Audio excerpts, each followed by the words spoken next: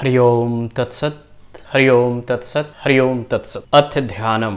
शान्ताकारं भुजगशयनं पद्मनाभं सुरेशं विश्वाधारं गगनसदृशं मेघवर्णं शुभांगं लक्ष्मीकान्तं कमलनयनं योगिभिर्ध्यानगम्यं वन्दे विष्णु भवभयहरं सर्वलोकैकनाथम।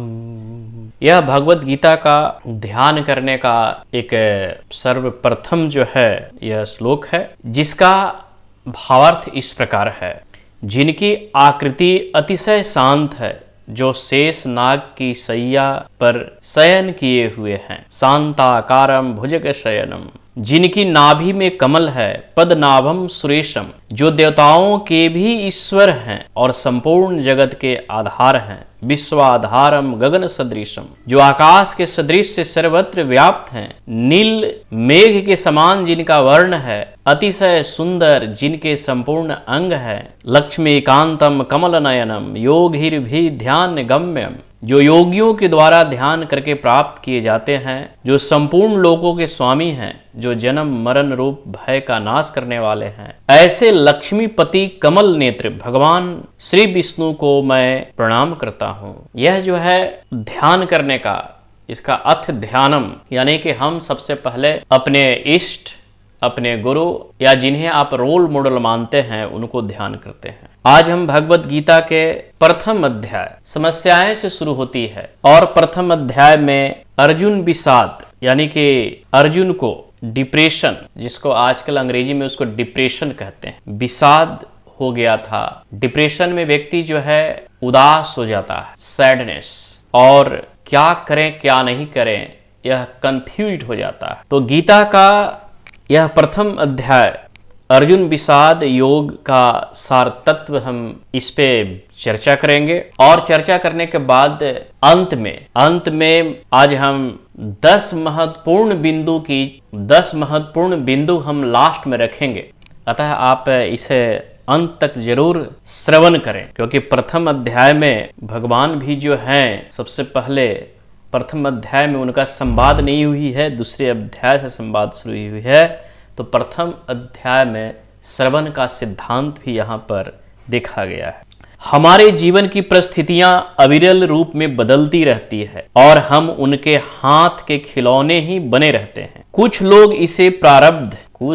इसे प्रारब्ध जैसे कहते हैं कि होनी था हो गया, ईश्वर का यही मर्जी था हो गया। तो कुछ लोग इसे प्रारब्ध कहते हैं। प्रारब्ध का डिटेल हम आगे किसी एक वीडियो में हम चर्चा करेंगे और प्रारब्ध के विषयों को हम समझाने की कोशिश करेंगे कि प्रारब्ध है क्या। प्रारब्ध या भाग्य कहते हैं, जबकि अन्य लोगों के विचार में यह संसार की एक वेगवान सक्रिय क्रम व्यवस्था है, जिसके अंतर्गत भौतिक, मानसिक और भावनात्मक गुण धर्म या विशेषताएं प्रतिपल नए संयोग बनाती रहती है एवं हमारे आंतरिक और बाह्य जगत के चित्रण का रूपांतरण होते रहता है। फिर भी हम चाहे किसी भी दार्शनिक सिद्धांत विश्वास करें या न करें, हमें अपने जीवन काल में शुरू से अंत तक अप्रत्याशित विषमताओं की चुनौतियां का सामना तो करना ही पड़ता है और भयभीत करने वाली परिस्थितियां से भी निपटना होता है। हम चाहे कितने ही सतर्क होकर नैतिकता औचित्य के मार्ग पर चलें, समस्याएं तो आएगी ही। यदि रास्ते पर हम कितने संभल कर चलें तो ऐसा नहीं है कि समस्या आने वाला नहीं है। हो सकता है हमें दोषारोपण या निंदा भी सहन करना पड़े, परंतु जो भी हो, जैसी भी कठिन परिस्थितियों का उत्पन्न होना वाजिब है, हमें भी उनसे संघर्ष करना ही चाहिए। बहुधा ऐसे कठिन अवसर भी उपस्थित हो जाते हैं जब हमें अपने अंतरंग संबंधियों और प्रियजनों के विरुद्ध अप्रीतिकर निर्णय लेने पड़ते हैं, चाहे वे निर्णय हमारे अंतर्मन की आवाज के अनुरूप न भी हो। कई मौके पर हम कष्ट पहुंचाने वाली शक्तियों के घातक आक्रमण के चक्रवात में फंस जाते हैं। जैसे ज्वाइंट फैमिलीज का आप उदाहरण लेंगे तो बहुत काम जो है अपने मन से नहीं, जब दूसरे घर की बहू जब आती हैं तो अनेक प्रकार की समस्याएं देखने को मिलता है। कभी समस्याएं न भी मिलती है और कभी मिलती भी है, तो आपको ऐसे ऐसे परिस्थिति से सामना करना पड़ता है जिसकी हम उम्मीद नहीं करते हैं, फिर भी हम लोग को संघर्ष करना ही पड़ता है। तब हम सांसारिक कार्यों में अपने कर्तव्य कर्म में हतोत्साहित हो जाते हैं, गहन निराशा से ग्रस्त, और फिर जीवन की मुख्य धारा से पलायन कर हो जाते हैं, अकर्मण्य हो जाते हैं। जैसी कोई समस्या हमारे बीच घर परिवार समाज में होती है तो एक ऐसा स्थिति हो जाता है जहां पर घोर निराशा, आशा नहीं, या फिर उसके बाद जो है आपके या हमारे मन में जब ऐसी परिस्थितियां उत्पन्न हो जाती है तो कुछ भी कार्य करने की मन जो है नहीं करता। मन के जो सेनापति जो है, जो 5 ज्ञान इंद्रिय और 5 कर्म इंद्रिय जो है, यह एक्शन मोड में नहीं होकर यह डिजेबल हो जाता है। इसी को अकर्मण्य कहते हैं, मतलब काम करने की इच्छा का समाप्त हो जाना। यह ऐसी परिस्थिति हम सभी लोग के बीच आता है। और जब आप परिस्थितियों को देखेंगे तो जब घर में समाज में जिसको कलह कहते हैं, यह जो उपस्थित होता है तो अनेक प्रकार के समस्याओं को देखने को मिलता है। यहाँ पर हम उस समस्याओं की समाधान के बारे में चर्चा करेंगे। ऐसी परिस्थितियां जो शत्रु की भांति आक्रमण करती है, सैकड़ों हैं, वे अति बलशाली होते हैं और अपराजय सी जान पड़ती है। आपके विरोधी भी वे लोग भी हो सकते हैं जिन्हें आप प्यार करते थे, विश्वसनीय मानते हैं, परंतु आपके साथ विश्वासघात होता है, आप धोखा खा जाते हैं और चले जाते हैं, चाहे आप दोषी न भी हो। ऐसी परिस्थितियां में आपका मोह जो है भंग हो जाता है। ऐसा ही परिस्थिति युद्ध के दौरान मैदान में अर्जुन की मनस्थिति ऐसी ही थी। जीवन की महाभारत संग्राम लगातार चलता रहता है। शुभ और अशुभ, दैवी और आसुरी शक्तियां में निरंतर संघर्ष होते रहता है। हम अपने जीवन में या आप अपने जीवन में जरूर महसूस करते होंगे कि कभी मन जो है सकारात्मक और कभी नकारात्मक और कभी द्वंद्व में फंसा हुआ रहता है। आर्थिक स्थिति इसका कारण भी है। आर्थिक स्थिति, स्वास्थ्य, प्रेम, सम्मान, ख्याति, प्रतिष्ठा एवं नैतिक मूल्य आदि का बिखरना या टूट जाना या विकार पूर्ण हो जाना आपको एक अर्जुन बना सकता है। आप अपने हथियार फेंक देते हैं, ढेर हो जाते हैं। बहुत सारे विद्यार्थी को मैं देखता हूं कि उनके मन मुताबिक मार्क्स यदि नहीं मिला उनको तो बहुत बार फोन कर देते हैं, सर हमको इतना मार्क्स क्यों कम मिला है, आप कुछ बता सकते हैं। हताश, निराश, ऐसी परिस्थितियां आए दिन फेस करने को मिलता है और अनिर्णयात्मक विचारों के बोझ के नीचे कुचल से जाते हैं। और ऐसी संकट काल में गीता ज्ञान आपके बचाव के लिए प्रकट हो जाता है ताकि आप अपने पैरों पर पुनः खड़े हो सकें और अवसाद, जिसको अंग्रेजी में डिप्रेशन कहते हैं, के क्षणों में भी संघर्षरत होकर अपना मार्ग ढूंढ सके। गीता ज्ञान जो परम आनंद की अनुभूति है, ब्रह्म प्रज्ञा से बरसता है, जब वह आपके व्यक्तित्व में आत्मसात होने लगेगा तब आपका अस्तित्व आत्मानुभूति के चरम हर्ष में रूपांतरित हो जाएगा।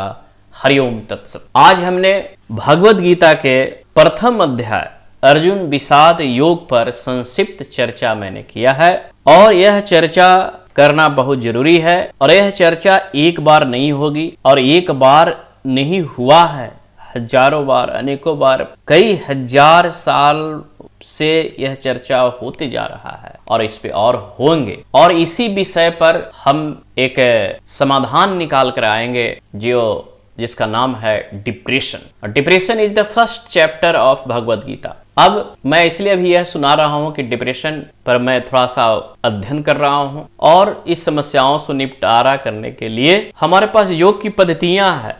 यदि आप डिप्रेशन से मुक्त होना चाहते हैं, आप हमें बताएं, हम आपको डिप्रेशन से मुक्त होने में सहायता प्रदान करेंगे। आज हम ये प्रथम चैप्टर का 10 महत्वपूर्ण पॉइंट से हम चर्चा करेंगे। सबसे पहला 10 पॉइंट में सबसे प्रथम पॉइंट जो है, यह जो इसमें आत्मचिंतन करने की आवश्यकता है। जीवन में आने वाली संभाव्य कठिन परिस्थितियों के प्रति हर पल चैतन्य होकर सतर्क रहे। यहाँ पर अवेयरनेस, ये पूरे पॉइंट को मैं एक शब्दों में बताऊं तो आपको पहला अवेयरनेस मीन्स सजगता, सजगता, और सजगता ही योग है, यानी careful. We have to conscious in all types of activity. Whenever we will act, we should concentrate and focus towards that work which we are executing. तो यह पहला जो शब्द जो है अवेयरनेस, यानी कि सजगता, और सजगता ही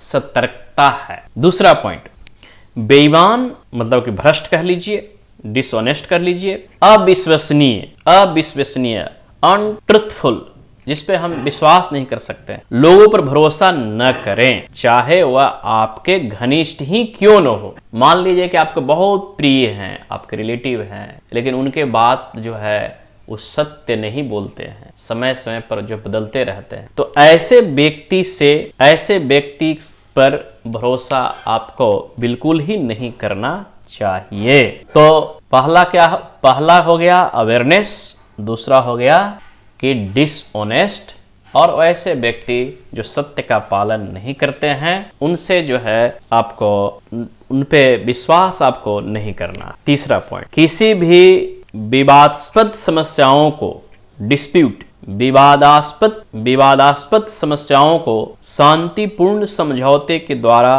हल करने का भरसक प्रयत्न करें। यदि कोई समस्याएं हैं तो उसके वार्तालाप के थ्रू जो है सबसे पहला भरपूर प्रयास करना है कि वार्तालाप के द्वारा ही उस समस्या का समाधान हो। यानी कि ये जो समस्याएं जो हैं, जो प्रॉब्लम्स हैं, problem should be concluded through the discussion. Discussion के माध्यम से समस्याओं का समाधान किया जा सकता है। चौथा नंबर, यदि आप किसी अनैतिक व्यक्ति या अनौचित्यपूर्ण परिस्थिति के जाल में फंस भी जाते हैं और सरलता से बाहर नहीं निकल सकते, तो अपने पूरे उत्साह, दृढ़ निश्चय और शौर्य से संघर्षरत हो जाएं, बेबंद से नहीं। यहाँ पर बतलाया जा रहा है चौथा पॉइंट में, यदि किसी कारण से आप कोई भी परिस्थिति में फंस जाते हैं तो पूरे शक्ति से, पूरे उत्साह से और पूरे धैर्य के साथ उससे पार होने का प्रयास करते रहना चाहिए, वहां पर हार नहीं मानना। पांचवा, घटनाओं की इस रचित व्यवस्था को ध्यान में रखकर आपको कर्म करते रहना चाहिए, हथियार नहीं डालना चाहिए। यानी कि आपको कर्मण्यवाधिकारस्ते, कर्म जो है आप करते रहें, इसमें पूरा आपका अधिकार है, और कोई भी परिस्थिति हो वहां पर सरेंडर नहीं करना चाहिए। छठा पॉइंट जो है, आपका विवेक ही आपका सारथी है। बहुत महत्वपूर्ण ही पॉइंट है, आपका विवेक ही आपका सारथी है। विवेक जो है बुद्धि से भी तीव्र होता है, यानी कि बुद्धि से ऊपर का परिस्थिति को विवेक कहते हैं। तो आपका विवेक ही आपका सारथी है, परंतु वह सक्षम तभी हो सकता जब आपका चित्त अनुदिग्न, प्रशांत और संतुलित हो। विवेक जो है तभी काम करता है जब आपका मन स्थिति स्थिर हो। 7 पॉइंट जो है, 7वां जो है, कार्य करते रहो प्रक्रिया नहीं, क्रिया करते रहो प्रतिक्रिया नहीं। कभी कभी जो काम मिल जाता है अपने काम में लगे रहना चाहिए और उस पर प्रतिक्रिया नहीं करना चाहिए। अर्थात कि concentrate on your own duty, concentrate on your own duty. 8वां, न्याय और नैतिक रूप से उचित उद्देश्यों के लिए, न्याय और नैतिक रूप से उचित उद्देश्यों के लिए किया गया युद्ध जन कल्याण, शांति एवं सुव्यवस्था को जन्म देता है। 9वां पॉइंट जो है, अनिर्णय के भार में लड़खड़ा कर गिर न जाएं, त्वरित निर्णय लें और नियत कर्म में क्रियाशील हो जाए। मतलब कि यहाँ बता रहा है कि निर्णय जो है तत्काल होनी चाहिए, इमीडिएट होना चाहिए। 10वां पॉइंट जो है, अपना मनोबल ऊंच रखकर खड़े हों, परम तत्व में विश्वास रखकर स्थिति की मुकाबला करें। अर्थात कि आपका कॉन्फिडेंस जो है हाई रखना चाहिए। और अंत में अपने 10वां का बाद जो है, अंत में पूरा सारांश जो है, अपने ऊर्जस्वी प्रयत्नों की बागडोर इस प्रज्ञा के हाथों सौंप दें, उद्विग्न न हो। अर्थात कि त्वमेव माता च पिता त्वमेव बंधु च सखा त्वमेव विद्या द्रविणम त्वमेव सर्वम मम देव देव। हमारी जो भी गतिविधियां होंगी वह सब जो है ईश्वर को समर्पित कर दीजिए। आपके पास विद्या है या अविद्या है, ज्ञान है या ज्ञान है, आप ही माता है, आप ही पिता है, जो भी हो सब आपका है, मेरा कुछ नहीं, और स्वयं को भार से मुक्त हो जाइए। हरिओम तत्सत।